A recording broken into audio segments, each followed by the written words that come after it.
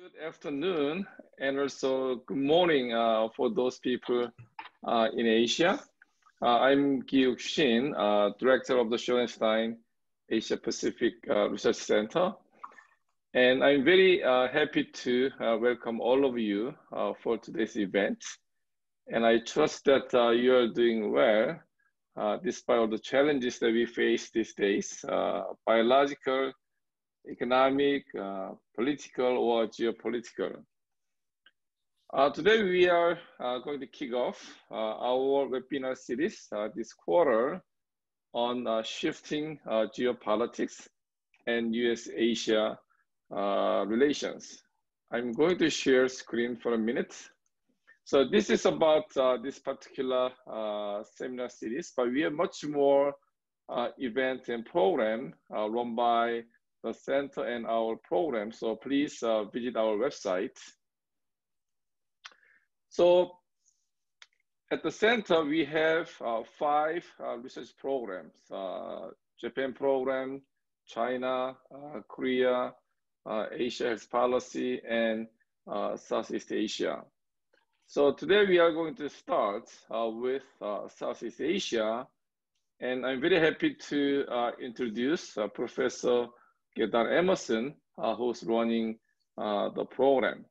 So I hope that you enjoy today's seminar and then join us again in the later programs.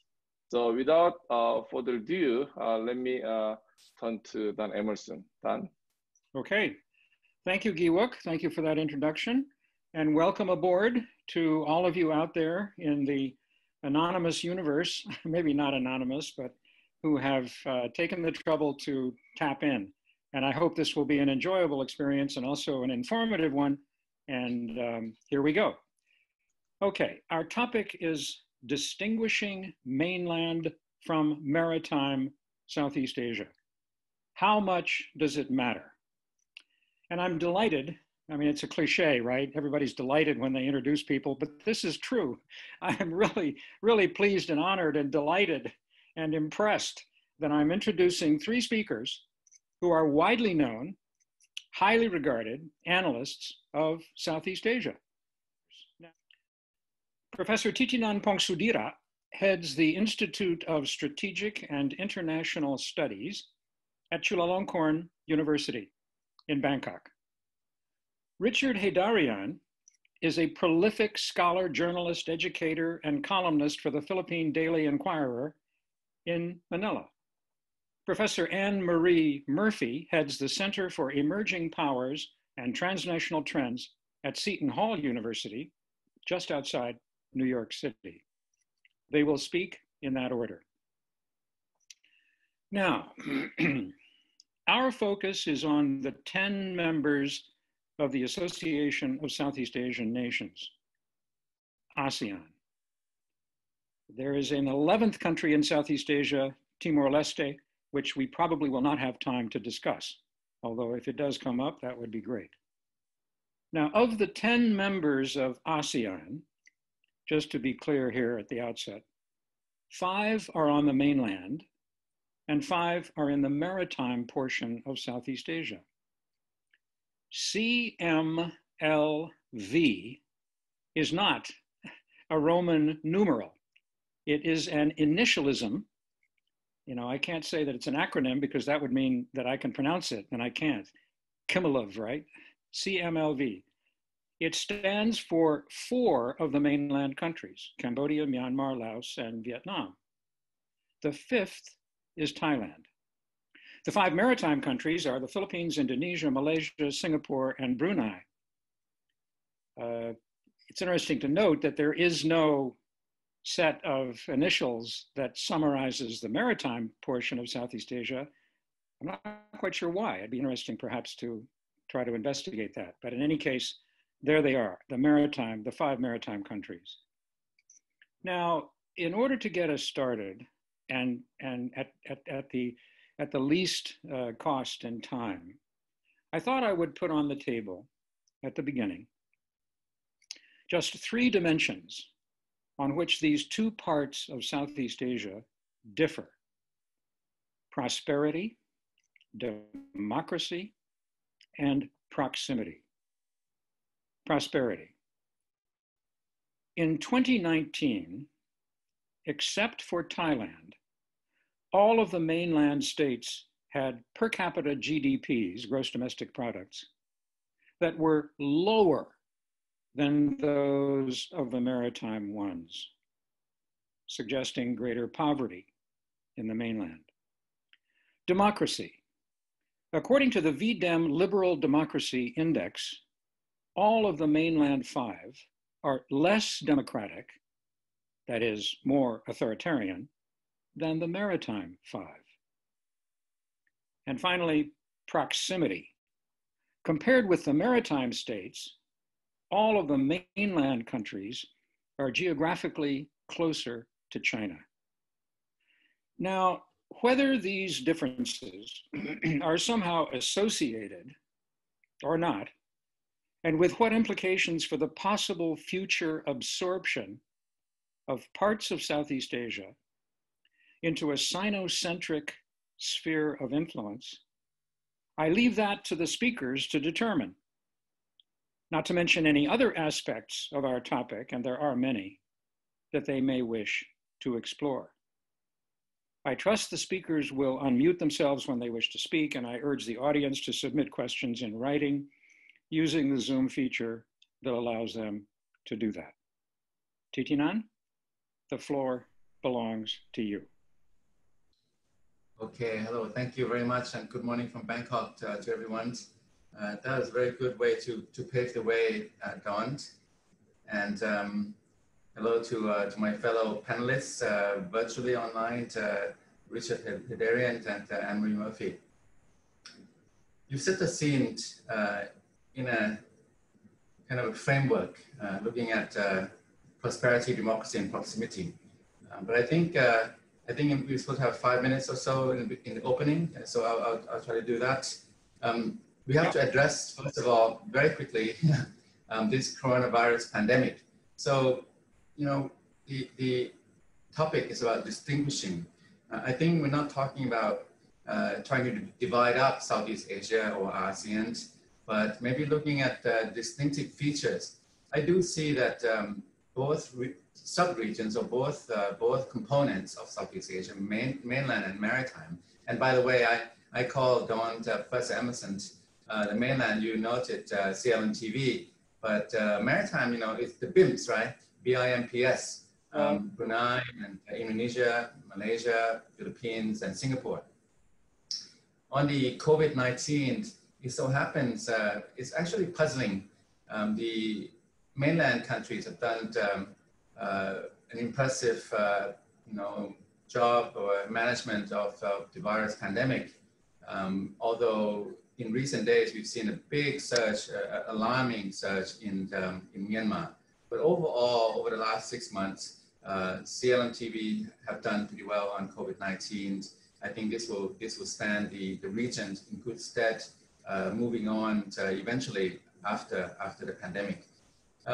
You also notice that you know, CLMTV have a sizable population of its own, like about 250 million, and about almost a $1 trillion GDP. So, you know, in its own conception, its own configuration and standing in the global pecking order, I think the Mekong region, mainland Southeast Asia, sometimes I call it the Mekong mainland, Dawn, is kind of coming into its own. I'll just say a very quick background. I mean, just the different features that stand apart from, let's say, the maritime. So first we have the different kind of history, right? So the maritime states, they have their own more kind of integrated history. It goes back a long way. It was kind of a maritime history, trading posts and so on. And, you know, let's say the situation in Sabah, for example, is an example of how they've had conflicting histories and conflicting claims and different understandings. In mainland Southeast Asia, they've had kingdoms and peoples and wars and so on. But, you know, you go back 200 years ago, before the colonial powers came, before imperialism, there were no borders in mainland Southeast Asia. There were only different peoples moving along different paths, traversing along the way. In fact, quite an integrated labor market in a way. You can see Siamese people, in Vietnam and vice versa, Siamese in Laos, Laos in Cambodia, and they have an integrated kind of Buddhism as a religion. So the history of it is distinctive, and it's more integrated, more entwined in mainland. The Cold War period, I'll just say very quickly, this is the thing about the online, no time for a lot of depth and detail, but during the Cold War, remember that Southeast Asia as ASEAN only came into being as a 10-member organization in 1999. Before that time, much of it was Thailand plus the rest. So originally it was Thailand plus 4 maritime states. Only in 1999 afterwards it became ASEAN 10 members, member states, and then Thailand was then part of the CLMTV. China and the US and so on, we get down to the kind of the framework you raised about prosperity, democracy, and proximity. China, of course, this is China's backyard. So mainland Southeast Asia is indeed much more in China's orbit than the maritime. And the reason partly is because the major powers are not here as much as in the maritime. Of course, the South China Sea, more than half of global shipping goes through the South China Sea. South China Sea is very important as a naval passageway, maritime passageway for commerce and so on. So naturally, being geographically, geography is important. And you look at the map, this is kind of China's backyard. It's difficult to avoid being in China's orbit as a result. And we've seen being in China's orbit, having incurred some costs. For example, China, I think since the rise and era of Xi Jinping, President Xi Jinping, China has kind of divided ASEAN in a way, and the division happens to go along the ways of the maritime mainland distinctions. So since 2012, 2013, whenever the South China Sea issue comes up, it seems ASEAN has a difficult time maintaining its coherence, its united, centrality, central role in the region, and kind of a united stance. Democracy is a good point, but I think it's not a foregone conclusion. It's not terminal. I mean, you're seeing more autocratic practices and characteristics more in the mainland part of Southeast Asia than the maritime. But going forward, I could also see, let's say if you look at the Milk Tea Alliance, for example, you might know about the Milk Tea Alliance. This is a kind of an anti-China bottom-up alliance among the different societies across East Asia, if you will. So the future of democracy is not doomed. It's not a foregone conclusion, but yes, I think in the last decade especially, there has been a creeping authoritarianism and autocracy in mainland Southeast Asia more than the maritime. Prosperity, in fact, being closer to China should be more prosperous. If you look at the CLMTV, Thailand is a laggard, but this is a region that is the fastest growing, one of the fastest growing in the world. I think ASEAN is probably the fastest growing, but if you look, ASEAN probably about 5%, 5.2% trajectory before COVID. And then during COVID, of course, everyone is in trouble, all countries. But after COVID, I think, CLMTV should be able to regain its trajectory. It might be lower, but compared to the rest of the world, very dynamic, very vibrant. And so, being close to China, a little bit more autocratic, and but also dynamic in terms of economic growth and development. And going forward, I think being close to China is a mixed bag. First, you cannot avoid it because the map is where you are. It's where we are in mainland Southeast Asia. And then the other powers, the other major powers, trying to be more engaged, the US especially, the Macron-US partnership, and you see Japan after Abe, we'll see South Korea and so on. But overall, I think for mainland Southeast Asia, it is distinctive from the maritime. It's not so divided. When you look at divisions, you look at the organization. But as a region, it has always been distinctive. And I just think that we're seeing those distinctive characteristics coming to the fore more and more in the organizations. I'll leave it at that, Don, for the first round. Thank you very much. Okay, good. Thank you. A lot of ideas there. We can return to that. including BIMPS. Okay, next we have Richard Javad Heydarian. Richard, could you take over? Hi, good morning, Don. Can you hear me, folks? All right, thank you very much for the invitation. Hi to my fellow panelists. I'll try to just keep it short, kind of throw out the ideas so that later on we can build on that. I mean, first of all, I think, as you can guess from my family name, Heydarian, it's not necessarily the most Southeast Asian name, although my middle name, Foronda, it's Hispanic and Filipino. And I spent actually quite some time in the Middle East in the past. And, you know, my dad comes from the Caspian, Russian Caucasus region, his ancestor. So traditionally, I look at Southeast Asia both as an insider and outsider. And the kind of geopolitical prism that I always use was a combination of looking at it as whether this is an Asian Mediterranean or the Persian Gulf, right? And that has its own connotations geopolitically and otherwise. So if you look at archipelagic Southeast Asia, there was a time that this was more like a Persian Gulf than the Mediterranean, particularly during the Confrontasi era and during the conflict of Sabah between Philippines and Malaysia. And if not for the you know, certain events in the Philippines in the late 1960s, particularly the Jabida massacre and later on the martial law in the Philippines, who knows, probably Philippines and Malaysia would have gone to blows. And I remember going through some WikiLeaks back in the 70s, whereby the Malaysians were so paranoid about the Philippines, you know, invading them, that they were asking help from the British, to ask help from the Nixon administration, to pressure the Marcos regime not to, you know, invade Malaysia and so on and so forth. So we had a very ugly time, but at the same time, it was precisely the context of Confrontasi and the Sabah conflict that provided the impetus for the creation of the ASEAN. Of course, Thailand was one of the core members of ASEAN, but let's not remember that the precursor to the ASEAN was Mafilindo, this Malaysia, Philippines, and Indonesia kind of grouping coming together. And in fact, some historians are now shedding light on the fact that the Philippines, during the confrontasi between Indonesia and the Malaysian Federation, actually also had a hand, and Philippines actually was also trying to prevent some sort of the unification of Malaysia during that time. So the Mafilindo kind of aspect and this notion of Austronesian Malayan greater society is something that I think has not been given enough attention. But if you go back to history, that was a major factor, which brings me to the second issue, and that's the issue of looking at it as Nusantara, Southeast Asia, and the element of Islam and Indian Ocean. So if you look at, I think there have been good works, including by journalists like Kaplan, who has looked at the how the Indian Ocean and the Southeast Asia, particularly Nusantara, Southeast Asia, have been extremely integrated. And scholars like Benedict Anderson, I think, have quite convincingly argued that if the Spanish just arrived in places like the Philippines, let's say 20, 30 years later, probably the entire Philippines,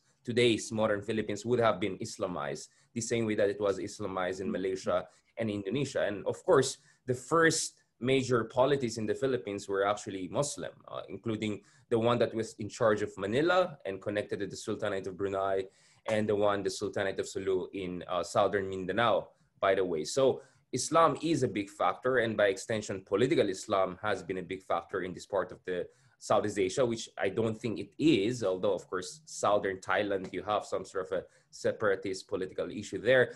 And of course, there's also a darker side to that, and that's the aspect of terrorism and transnational terrorism. And we saw that very clearly during the siege of Marawi in the Philippines in 2017 by elements of ISIS. And everyone was talking about, you know, whether ISIS will create a wilayat or some sort of a governorate in Southeast Asia via troubled regions, including in southern Philippines, right? So the third element is also patterns of nation building and state building. Again, in relative terms, I think nation and state building has been much more fraught, much more fragile, and much more novel. So in the Philippines, for instance, some historians like Chidora Goncillo start the Philippine history essentially in the 1870s when the Philippine nationalist propaganda movement started. Now contrast that to more than 1,000-year-old kind of history and state building precedents in parts of Southeast Asia, especially in Cambodia, or some would even say Vietnam, right? Which for some is more like mini China there within Southeast Asia. And I think that is also reflected in the kind of a weak and lopsided and sometimes even dysfunctional response of certain Southeast Asian countries to the problem of COVID-19. So probably one reason why archipelagic Southeast Asia relatively has not done as good as, let's say, continental Southeast Asia is because you also have very fragile state institutions here. This is especially the case in countries like Indonesia or Philippines, whereby you're talking about thousands of islands. Geography is not destiny, but it shapes and structures state building. And we see that how those fragilities are now showing themselves in the mismanagement of the COVID-19 crisis in ways that we didn't see in the more consolidated state institutions that we have in places like Vietnam or Thailand. And then the fourth factor, of course, Titinan has mentioned this, is the South China Sea, right? I mean, the Mekong River, of course, is a major geopolitical issue, but I think South China Sea, you know, in more exaggerated terms, some would say this is where you have the Thucydides trap, right? Potentially the next global conflict could be here. And as a result, we see significant military buildup by Nusantara and Southeast Asian countries. Even the Philippines is catching up in terms of developing its naval and air force capabilities. We see that even Russians are making a lot of inroads in this part of the world through massive sales, not only to Vietnam, but also to Indonesia, to Malaysia, and increasingly also the Philippines. So I think the aspect of South China Sea, that's where we see the parameters of US-China competition most poignant. And practically all key countries within the archipelagic Southeast Asia are in one way or another involved in this. Indonesians were supposedly not involved in the South China Sea dispute for quite some time. Anne-Marie has written great stuff on how this neutrality of Indonesia has evolved, particularly in the past decade.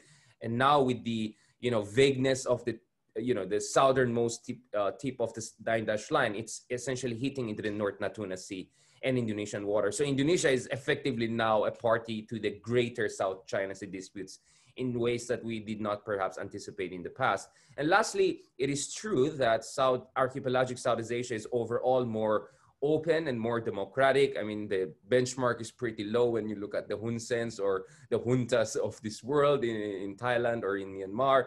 But I mean, let's not forget that archipelagic Southeast Asia is also where you have the most, I would say, assertive forms of populism, you know, expressed by no less than people like Duterte and Jokowi. And this is where also we have the cradle of the so-called Asian values argument, whereby you had the more subtle version during Mahathir and Lee Kuan Yew, and now a much more aggressive and what one would say even brutal version coming out under President Duterte. So I'll just keep it there. And thank you very much. Looking forward to question and answers. Good. Wow. We have a very rich meal, a lot of ideas and thoughts, and I hope we can cover many of them. Okay, Anne-Marie, it's your turn. Okay, well, thank you very much, Don, for inviting me. And, you know, the problem with following two fabulous speakers like Titinan and Richard is that you got to throw some of your prepared remarks out of the window.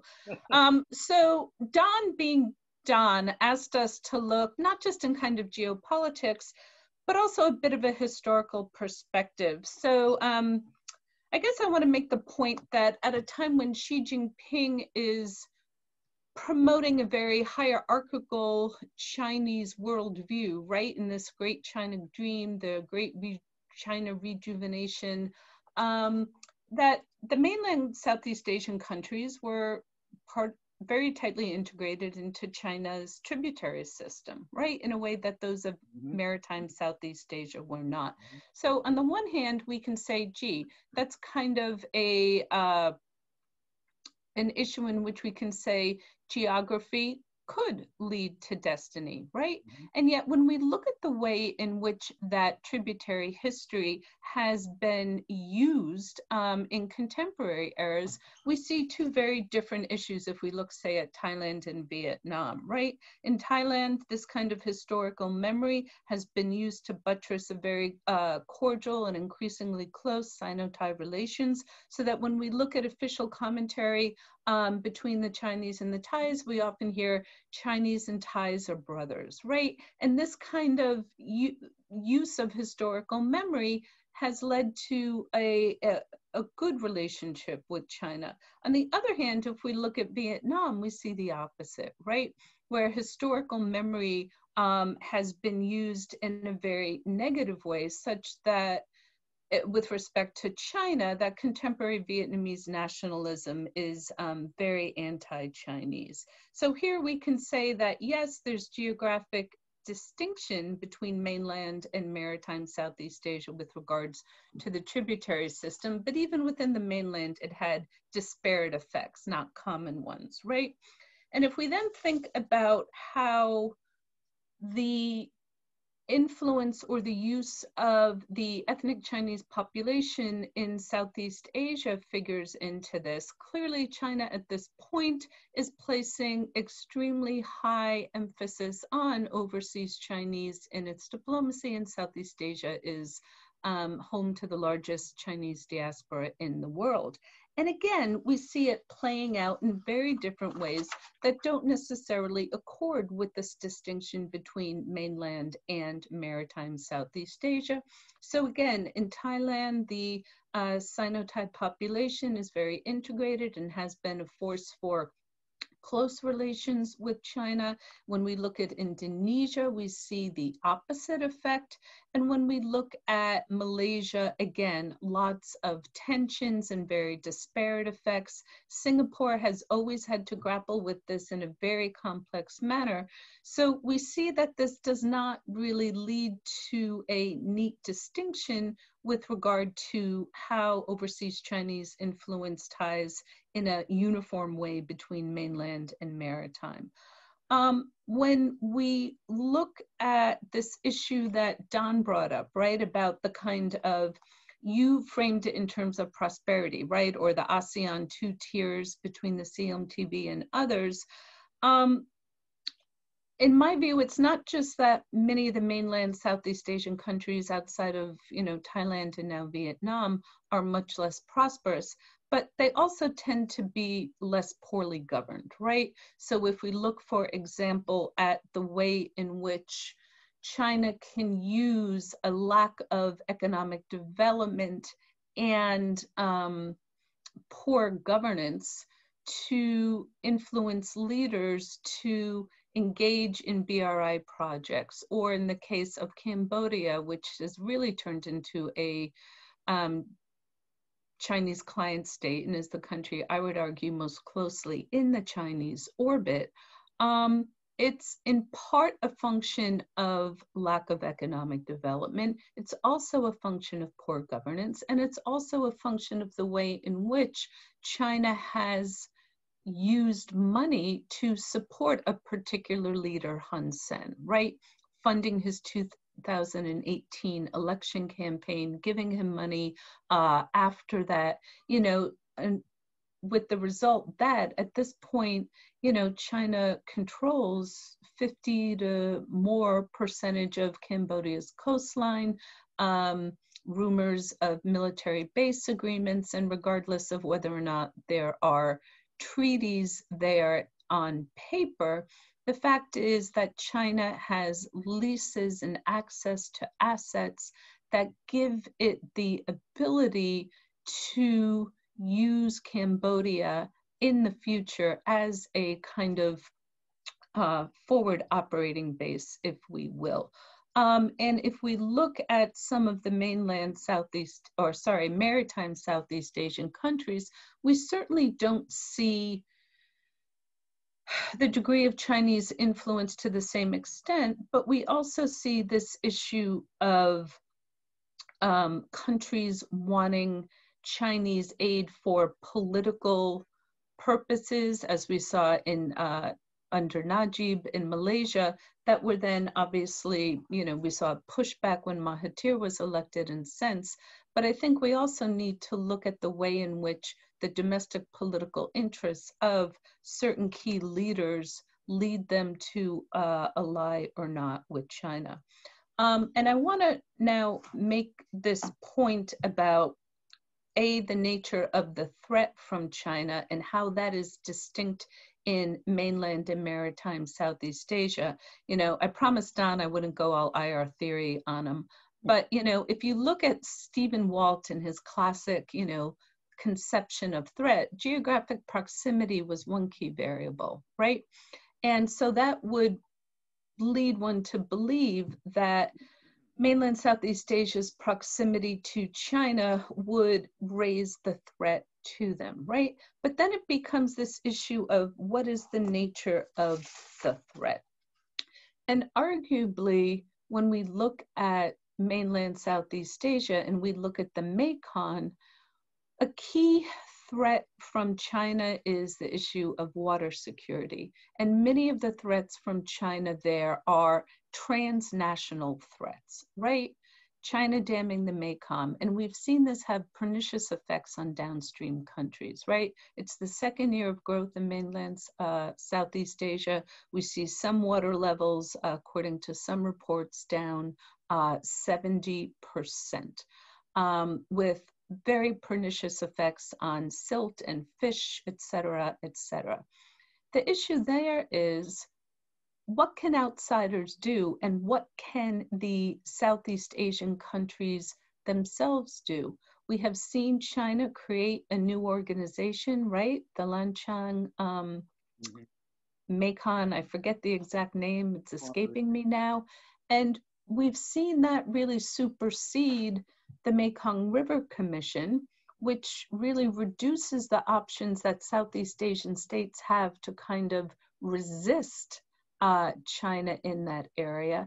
And when we get to another key issue of kind of trying to prevent falling into China's orbit, it's this issue of partners, right? As Titinan indicated, the great powers are in maritime Southeast Asia, in the South China Sea, where the nature of the threat from China is much more traditional, right? Ships taking over islands, the circumscribing of access to resources, whether it be fishes, whether it be oil. And these are things that great powers like the US or Japan or Russia or others, A, have an interest in, and B, can actually do something in terms of maritime capacity building, et cetera, where there's not that entree for kind of outside actors to help in the Mekong River and some of the other transnational issues. Yeah, I know all about the Lower Mekong Initiative, but it's just too little too late, and it really doesn't have much of an impact. So in my view, it's not just geography, it's the nature of how geography creates different types of connectivity, good and bad, different types of threats. And then if our question is the extent to which Southeast Asian countries can retain their autonomy, you know, alliance theory and others would say you need partners and allies to do that. And the question then is, how do outside actors help Southeast Asian countries in their endeavors to retain their autonomy? And that is simply more traditionally easier done in the South China Sea and the maritime domain, because it's kind of more traditional, classic security threats. There's a playbook for that. And I think I will stop my remarks there. Well, this is terrific. I mean, this is exactly what I wanted. It's very centrifugal, right? We've got, you know, tendrils are moving out in all directions, which is great. That's exactly what a good seminar and a good webinar should be, in my opinion.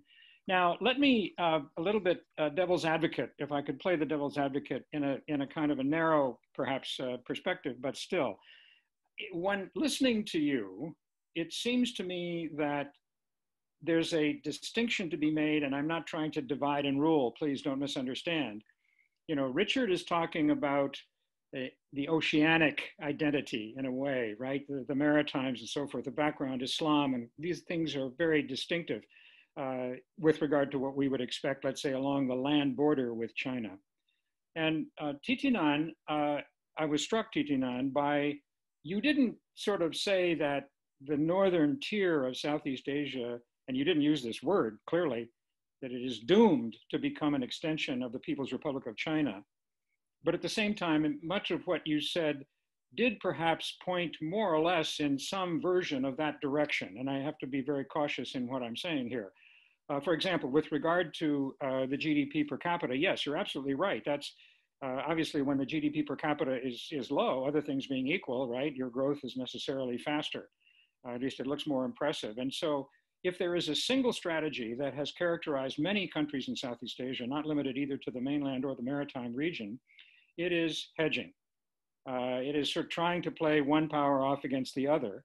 And also it is trying to take advantage of what might be termed a kind of specialization, if I can use that term, between China, whose economic advantages, if you can get them, are so apparent, and the United States and its allies, who are obviously a source of support with regard to security. At least they have been in the past, before the President of the United States, now in office, changed things rather radically.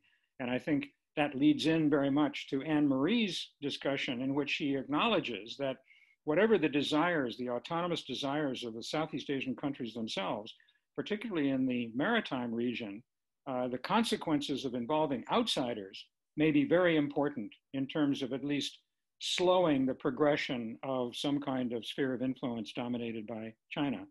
Now, and I want to get to the get to the Pacific side perhaps later. I will get to it later. But in trying to stimulate further discussion, let me play the devil's advocate and say the following. On the one hand, Thitinan, when we started listening to you, I did get the impression of a relatively solidified mainland. A mainland that is becoming more and more distinctive, you know, back and forth interactions between the countries.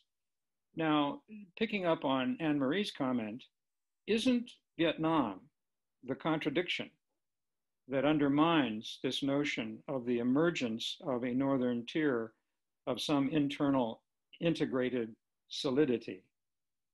Because clearly, with regard at least to the South China Sea, at the moment, it seems to me that Vietnam, I mean, they're even considering trying to follow the Philippine example by going through some kind of legal procedure with regard to China's increasing effort to control the South China Sea.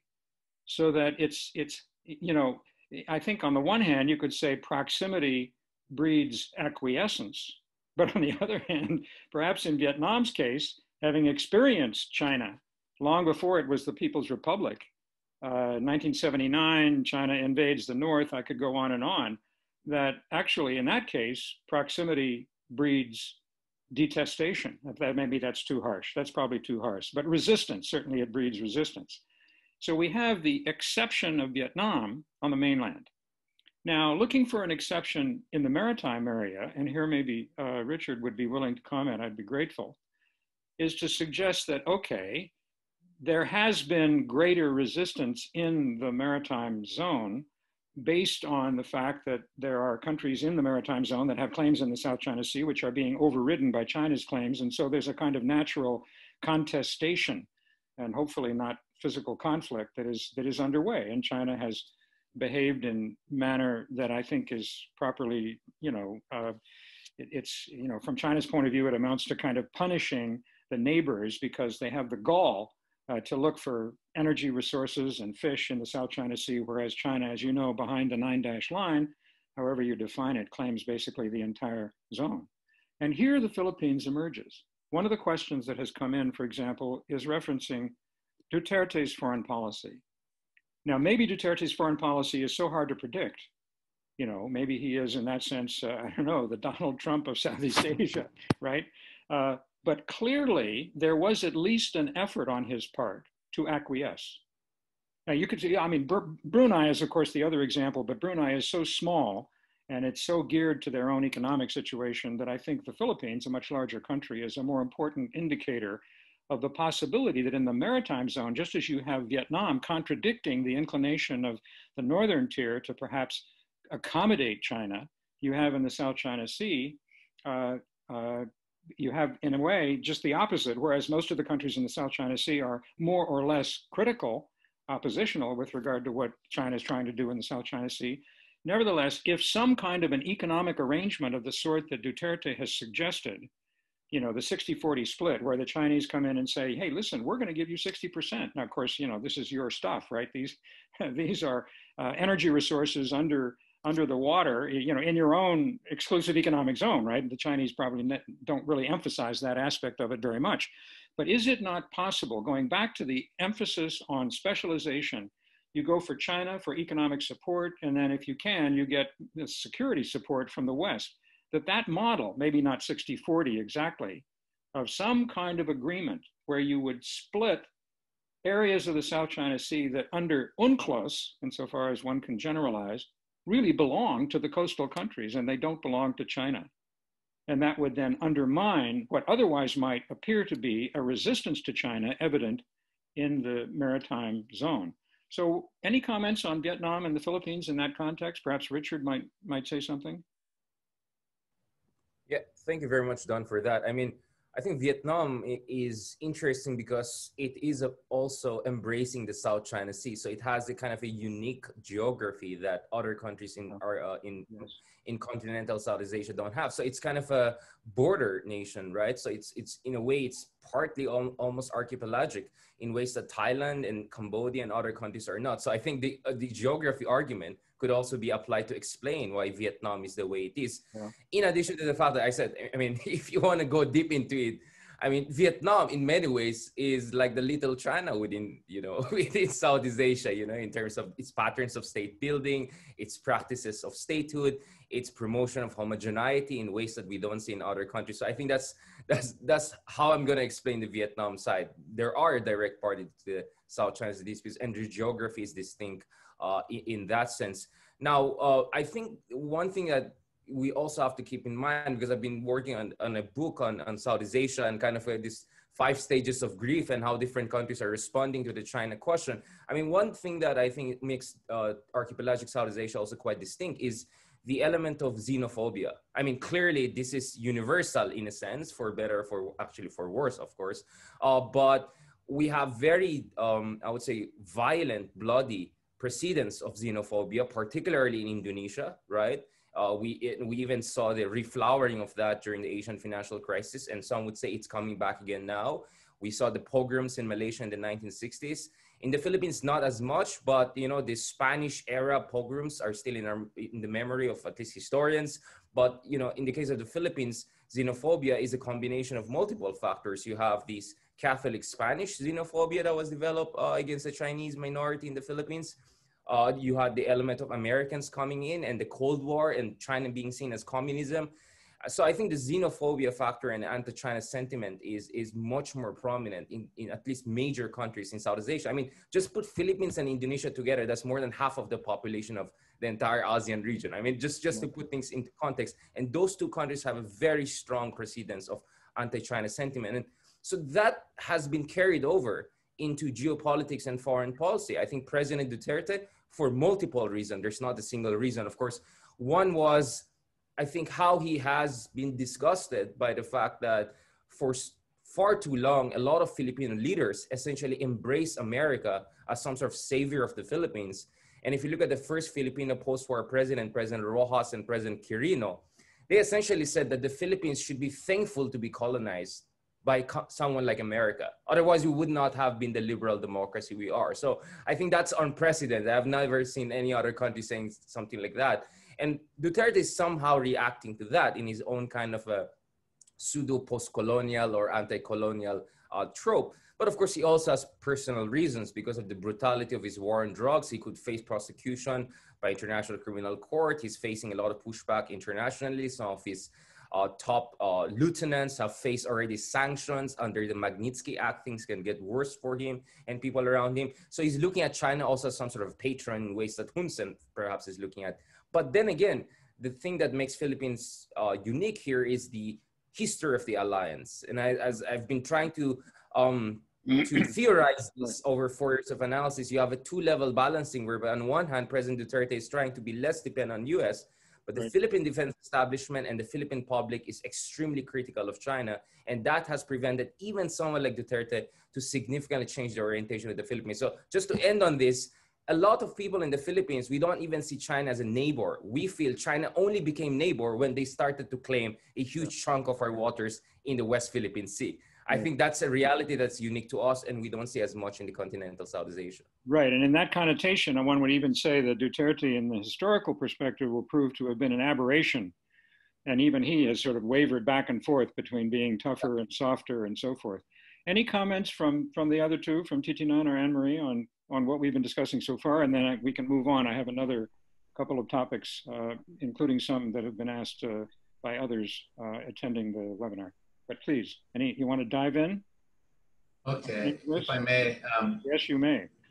You've already raised a very knotty big topic for a discussion, I think, for the rest of the session, if you could.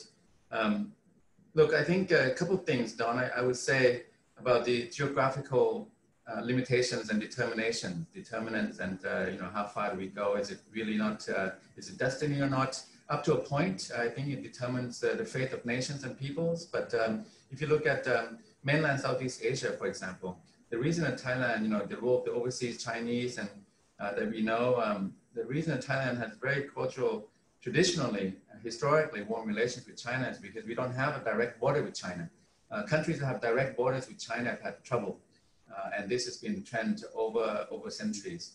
So, there's that geographical kind of determinant, and Thailand's been very lucky not to have direct border, but also very close. It just takes a couple of hours to get through to China on a road, but no direct border.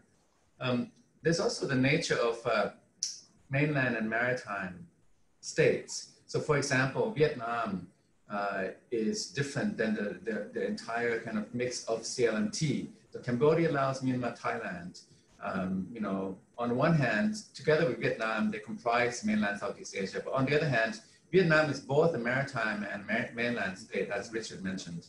And not only that, Thailand also borders the sea, but Vietnam is the one that borders that side of the oceans, the Pacific Ocean, the South China Sea.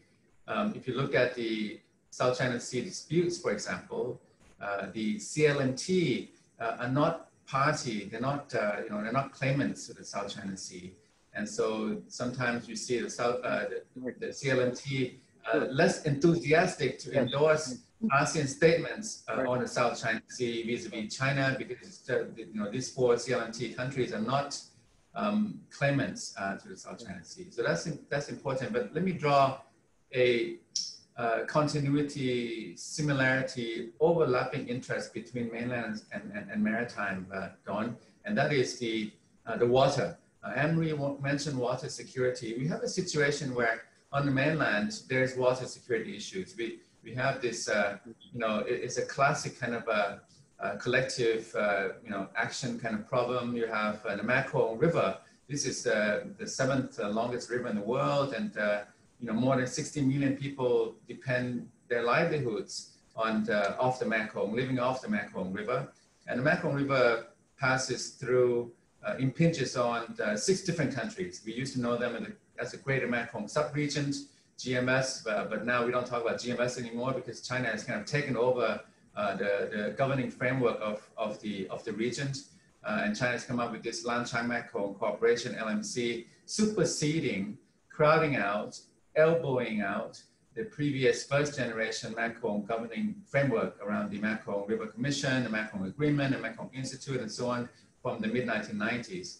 But what I'm saying about the Mekong is that now, as Anne-Marie alluded to, there's water security issues, because the downstream countries are not getting the water from the river. And basically, the continuity and the overlapping interest on is that the Mekong on the one hand, South China Sea on the other, they both have to do with water. In the South China Sea, China is building land in the water. In mainland Southeast Asia, China is monopolizing the water by building dams. So they both have to do with water in a different way. So now the big issue now is how to resolve these disputes, different claimants. In the mainland configuration, I see the rivalry that China has, not so much with the US, and by the way, the US is trying to up its game, with this Mekong US partnership, but it's a little bit too little, too late. And also the US role in the region, I have to just add here that societies and states in Southeast Asia see the US more and more as unpredictable and also unreliable. For example, we don't know who's going to win the election, and one way or the other, it makes a big difference in US foreign policy. Yeah. But on the Mekong, you have now, the framework where you have the previous generation of governing frameworks being kind of subverted, if you will. On the other hand, maybe superseded, but also subverted by the Lan-Chai Mekong Cooperation. China is saying that, it's the only game in town. If you don't play China's game, China won't play. But China has the upper hand because it has the leverage in the upstream. In the South China Sea, I think the rivalry, mainland rivalry, maybe more China and Japan. But in the maritime is China-US. And it's a much bigger theater, much bigger arena. I would say that Vietnam has succeeded as an ASEAN chair this year by making the macro a ASEAN agenda item. Previously, the South China Sea was ASEAN, but the macro was only CLMTV. But now I think macro has been accepted in the broader ASEAN agenda. In the South China Sea, you have the similar problem that you have in mainland macro mainland. You have the code of conduct, right? Going back to the DOC, COC, and we have different elements going to the code of conduct. And again, the dilemma and the problem is the same, that China is not playing a regional game. It wants to play its own game, and it won't play unless it has its own game. So, I'll just leave it at that. I mean, there's a lot for others to talk about, but I'll just say that the similarity, the continuity, both have to do with water, land, sea, and that's what we're looking at in a similar context. One thing seems to be clear, and that is that the discussion so far would suggest that the future is really an open question. I haven't heard anybody say that Southeast Asia is doomed to become an appendage of China. Now, maybe, correct me if I'm wrong, right? And what we have here is a spectrum.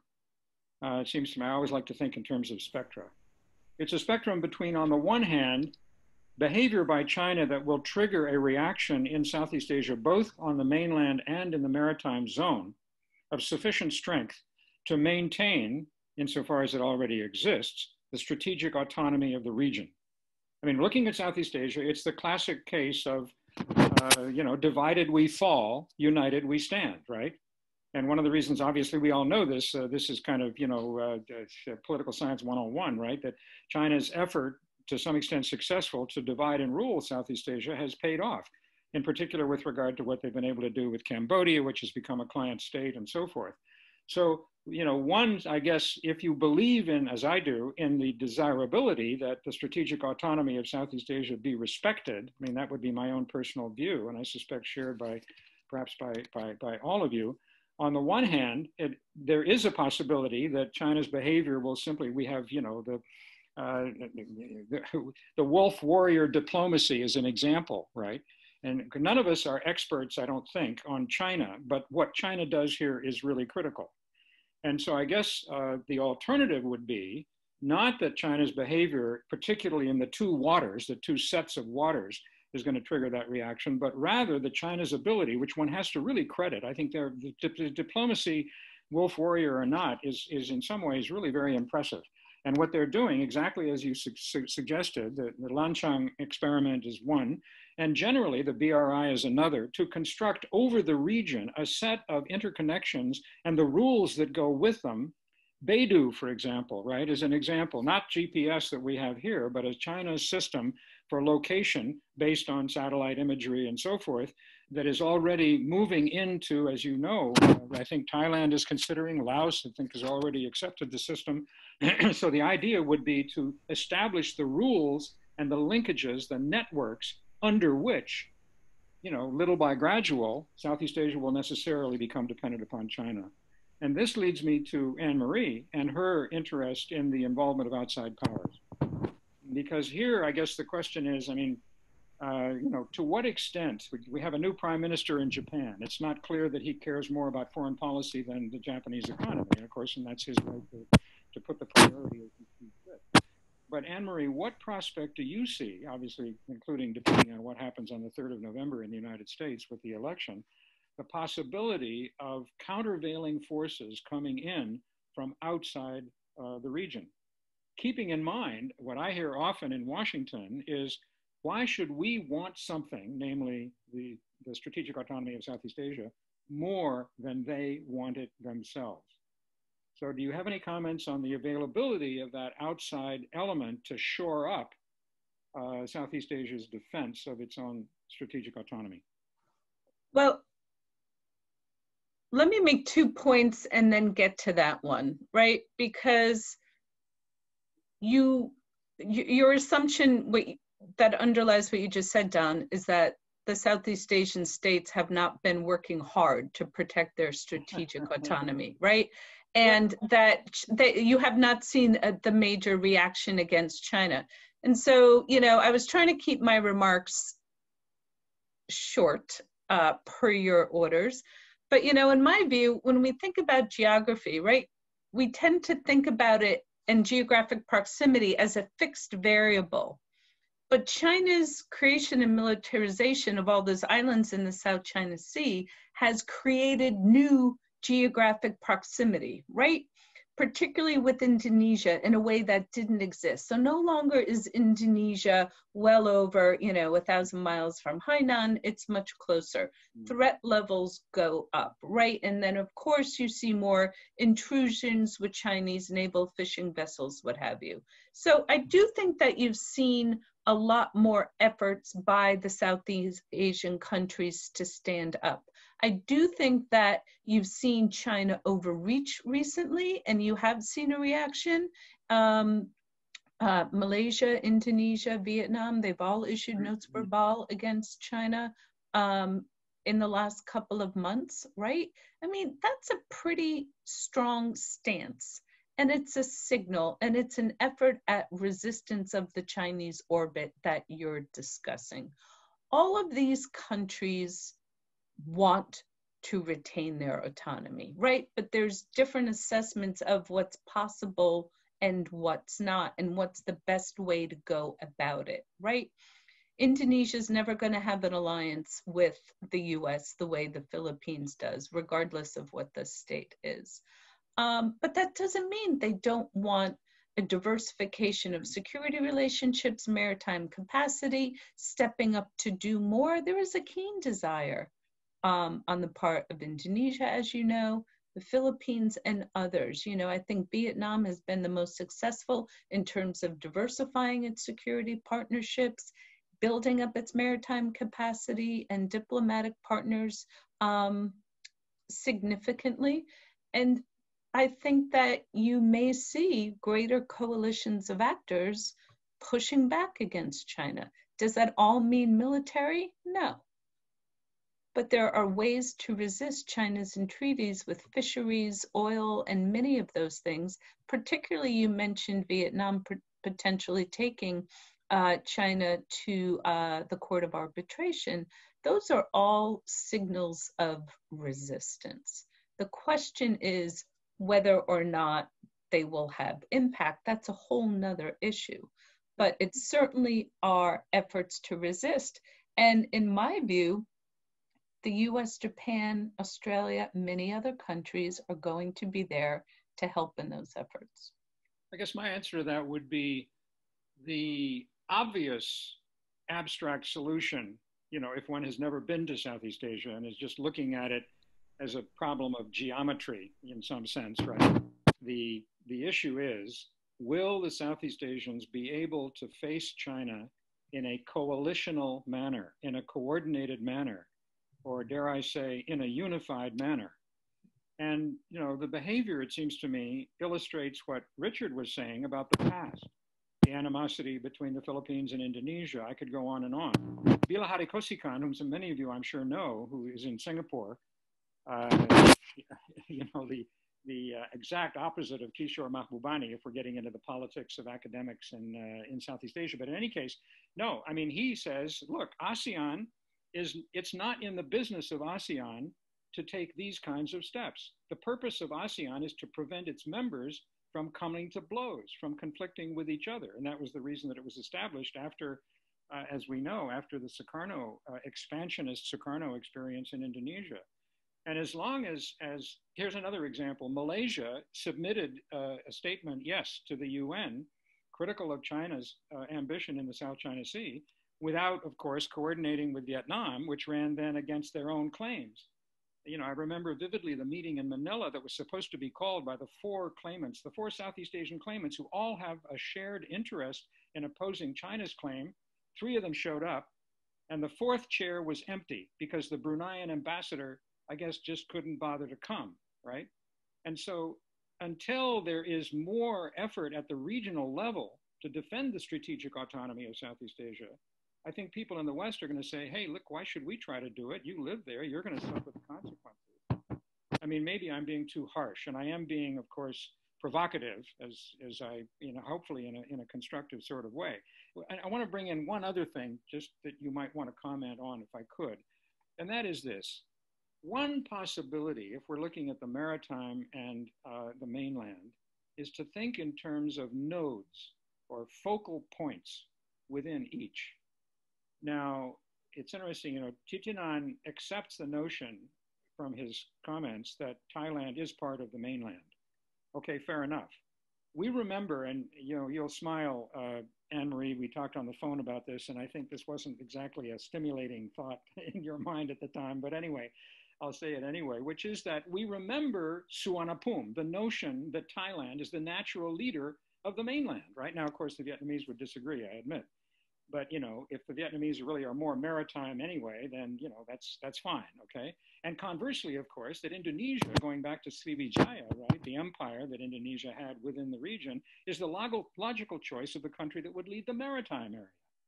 And that gets us into what people don't talk about at all, probably because it's pure science fiction and will never happen, I don't know, which is some kind of a cooperation between Jakarta and Bangkok, and presumably therefore bringing in the rest of the two sub-regions of Southeast Asia, right, into some kind of common front to deal with China. But instead, we get Jokowi in Jakarta, who's much more interested in moving goods more rapidly from, you know, from Sumatra to East Java than he is in defending, it seems to me anyway, Indonesia's interests in the South China Sea. And as for what's happening in Bangkok, obviously with the, wow, I mean, it's just a terrible situation in Bangkok right now, and we really don't know what the future is going to be. So maybe that is unrealistic as well. So where are we going to expect the rise of an effective alternative to China that comes from within Southeast Asia and involves cross-national collaboration in the region? Am I naive in thinking that it could happen, or am I cynical in thinking that it won't? I don't think you are naive, Don, ever. Well, I think that you mentioned Bilahari's observation about the nature of the ASEAN formations, and we have, I think, some parameters around the ASEAN trajectory, how ASEAN was formed. And ASEAN was kind of internally driven. It was established for certain reasons as a reaction to outside powers. So you're not going to get an ASEAN that's going to be economically integrated in, you know, one single market, kind of the EU type, but it has its own benefits and advantages. So I don't think it'll break up, but in terms of becoming more coherent, more effective vis-a-vis China, I think we need to understand that the nature of its composition and trajectory is going to be difficult to rise up as an organization. But at maximum, if you have leadership from Bangkok and Jakarta, Thailand and Indonesia, it could achieve a lot more than it has been doing. But to go all the way to kind of be a distinct entity with this, you know, enough of an action to stand up to China, that's something else. I just want to say about, you know, trying to weave in a few questions, some very good questions here about China's more effective, maybe has more reception in mainland with the BRI, for example, Belt and Road Initiative, building rail project now more than half done in Laos, and you know, this is part of the corridor, the China-Indochina Peninsula Economic Corridor, SICPEC. And eventually it will have to go down all the way to Singapore, certainly through Thailand for China to reach the sea. But you know, the observation from the question is that in the maritime, it seems that there seems like more resistance. I would say that in fact, China is, you know, we're talking about this whole discussion, Don, without talking about a pandemic. It's like we don't have a pandemic. In fact, this is a very devastating, far-reaching, I think will be long-lasting, you know, have some kind of, you know, lasting legacy post-pandemic. And I think you can see now that China is showing signs that it's being its own enemy, not worst enemy, but just its own enemy. There's some pushback even in Laos and in Cambodia, you know, there's a distinction here. If you look at the top, government to government is all very cozy, and Cambodia, as Anne-Marie said, has been kind of seen as a client state. But if you look down below, there's a lot of resentment against China, against Chinese. in Sihanoukville, for example. There's some reservations in Thailand, but certainly a lot of misgivings more in Laos. And, you know, we don't need to mention Vietnam and to an extent also Myanmar too. So what I'm saying is that this pushback is not just around the Belt and Road frame, but also even in backyards like mainland Southeast Asia. And that's because China is being its own enemy by not conducting a more nuanced kind of diplomacies. You know, this kind of wolf warrior diplomacy, I think, on the one hand, you know, it makes a lot of news and it satisfies certain constituencies and sentiments at home. But in the longer term, I'm just wondering, in the longer term, from down below, there's a lot of pressure against China's kind of autocracy, authoritarian outreach. So that's something for us to think about. I think there's also a question about U.S. re-engagement in Southeast Asia, in ASEAN. And I mentioned earlier, U.S. is a bit unreliable. We don't know what will happen, you know, and it seems like they have a very visceral polarization and internal conflict at home.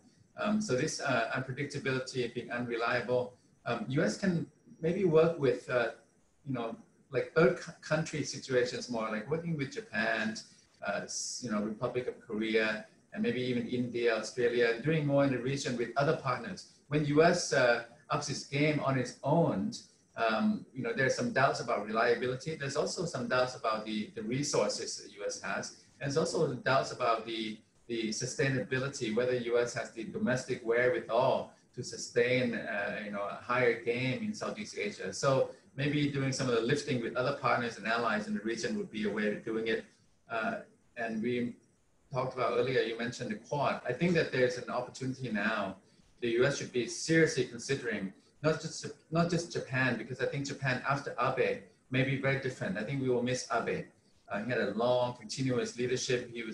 Japan was a major player, assertive under his watch.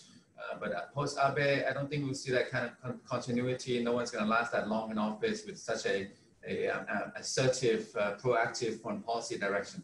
But the Quad has Japan, has the U.S. The U.S. has been using the Quad in Indo-Pacific. That's kind of a U.S. geostrategic, or under President Trump, but it doesn't have the resources and the commitment, even the attention span. You know, it's up and down. Recently, it's saying a lot more, but I see it as a kind of a domestic play for the election, pushing back against China. But if the Quad could be multilateralized, Quad plus, not just France, but I think Germany is very interesting. Germany just come out with a position paper, an outlook on the Indo-Pacific.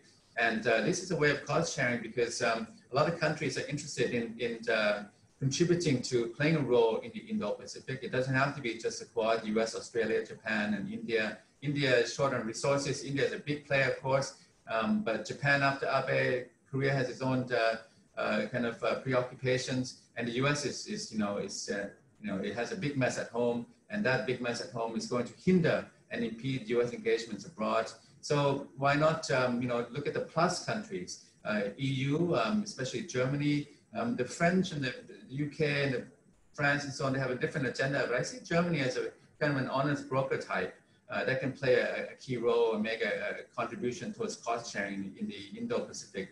And it's not a way of just containing China, but it's also a way of multilateralizing, stabilizing the region, if you will, because the region needs capital and has a lot of debt. But you know, the resources are not forthcoming from the US. And Japan, to an extent, yeah, Japan's a bigger player, but why not involve the Europeans as well? Well, listen, we are at the end of our appointed time. That's a good note to end on, the Quad Plus. So let it be known that years from now, or maybe even months from now, when the Quad Plus is all over the media and people are talking about it, it was born here in this webinar. Thank you, Thitinan. So we have a combination, I think, here in the discussion of optimism, of caution, of realism, of pessimism. It's been a great mix. I've learned a great deal. And in a way, what I like about it is that the original distinction between the mainland and the maritime area lies in pieces on the floor, right? Because we've come at it in so many different ways, and we've superseded it and taken it apart and so forth. And I want to thank you very much for having done that. I appreciate very much your taking the time and sharing your expertise. So thank you once again. I wish you the very best. And it's a pleasure to have had you, and thank you for your contribution. All the best.